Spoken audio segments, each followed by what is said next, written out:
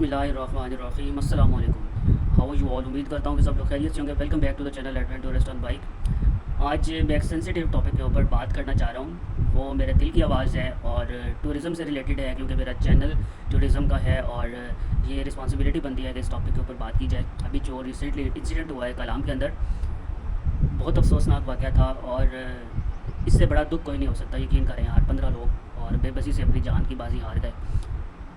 अब मैंने जिस टॉपिक पे बात करनी है वो इसकी रीज़न्स क्या हो सकती हैं। जो रीजनिंग पब्लिक की तरफ से या मीडिया की तरफ से पेश की जा रही है वो ये कि गवर्नमेंट की तरफ से कोई हेलीकॉप्टर नहीं आया, ये नहीं हुआ, वो नहीं हुआ, रेस्क्यू नहीं किया गया।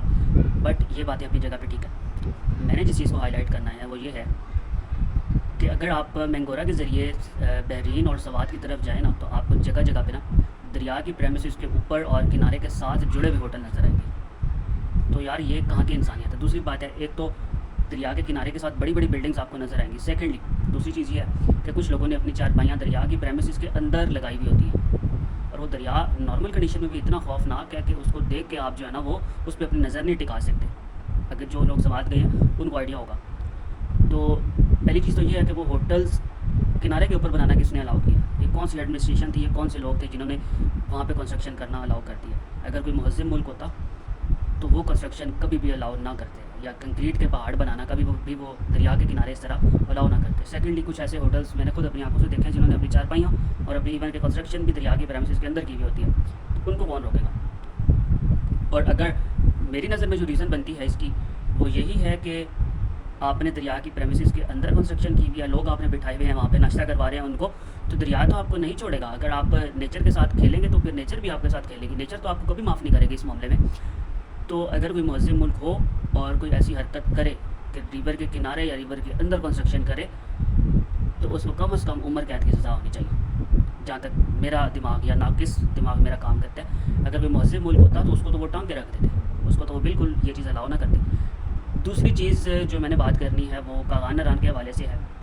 कागान नरान और कलाम मरी आप ले लें तो ये कंक्रीट के पहाड़ बने हुए हैं। इतनी ज़बरदस्त वहाँ पे इन्वायरमेंट होता था। अगर आप 20 साल पहले चले जाएँ तो 20 साल पहले के नारान में और आज के नारान के अंदर ज़मीन आसमान का फ़र्क है। आज का नारान ग्लोबल वार्मिंग की जद में है। वहाँ पे गाड़ियों का रश है, वहाँ पे होटल्स का रश है, वहाँ पे लोगों का रश है, जो 20 साल पहले ये चीज़ें नहीं होती थी। और इवन के अब तो बाबूसर पास इवन के Babusar pass is a part of national park. और पूरी दुनिया के अंदर जहाँ भी नेशनल पार्क्स बनाए जाते हैं ना, तो उनको प्रिजर्व भी किया जाता है। फिर नेशनल पार्क जिस जगह पे बन गया वहाँ पे किसी किस्म की कंस्ट्रक्शन, किसी किस्म का रश या किसी किस्म का ऐसा स्पॉट लोगों का रुकना वो बिल्कुल अलाउ नहीं किया जाता।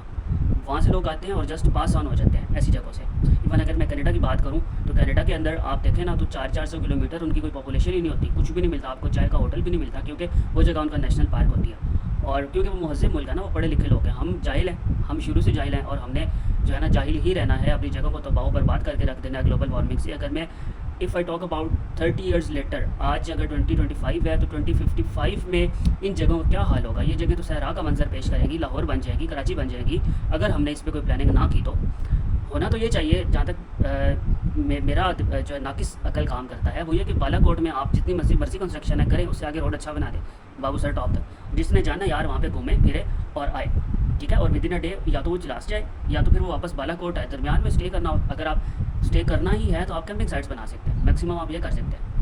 कंक्रीट के बड़े बड़े जंगल आप नहीं बना सकते यार। अपने पैसा बर्बाद ना करें, अपना पैसे के ज़रिए आप नेचर को तबाह करें। अगर आपके पास पैसा है तो आप यार, पूरी दुनिया मैन्युफैक्चरिंग इंडस्ट्री पे लगाती है। जो मुहज़्ज़म मुल्क हैं उनको पता है कि इन्वेस्टमेंट कैसे करनी है। हमारे पास लोगों के पास पैसा आता है तो चलो जी नारायण कागान में होटल बना लो, और उनके पास कोई दूसरी बात ही नहीं होती। तो यार थोड़ा इल्म हासिल करें, कोई थोड़ा जahiliयत से बाहर आएँ, ताकि आप लोगों को भी जो है ना वो मुहज़्ज़म मुल्कों के साथ खड़े होने का मौका मिल सके, लोगों को रोज़गार मिल सके, प्रॉपर मैन्युफैक्चरिंग इंडस्ट्री में इन्वेस्ट करें। आपके पास अगर करोड़ों रुपये आ गया तो फिर नेचर का क्या कसूर है यार, नेचर को क्यों बर्बाद कर रहे हो अपने पैसे से। सेम केस कलाम का है, ठीक है। तो जिस तरह से मैंने, अगर कोई मुहज़्ज़म मुल्क होता ना तो ये बालाकोट में सारी कंस्ट्रक्शन होती और अगर रोड अच्छा बना हुआ होता, लोग एक दिन में जाते। अगर किसी ने स्टे करना था तो वो कैंपिंग साइट्स पे स्टे कर सकता था और वो वापस बालाकोट आते। तो ये एक प्रॉपर मेथडोलॉजी और तरीकाकार हो सकता है। सेकेंडली एक और सवाल का जवाब मैं अभी तक ढूंढने की कोशिश कर रहा हूँ कि जो नारायण शहर का कचरा है वो कहाँ जाता होगा। आपके ख्याल में कहाँ जाता होगा? मेरे ख्याल में तो वो दरिया कुनहार की नज़र होता है। जिस तरह से लेक्सिस हुंजा का केस प्रीवियस डेज़ के अंदर एक गोरे ने हाईलाइट किया तो उस पर जो है ना वो एक्शन हो गया, ये हो गया, वो हो गया। तो लाजमी नहीं है कि कोई गोरा बाहर से आगे हाईलाइट करेगा तो फिर ही हम उस पर एक्शन लेंगे। ये तो हमें भी नज़र आ रहा था पहले, लेकिन हम खामोश है, हम लोग जो है ना वो सोई भी कौम है।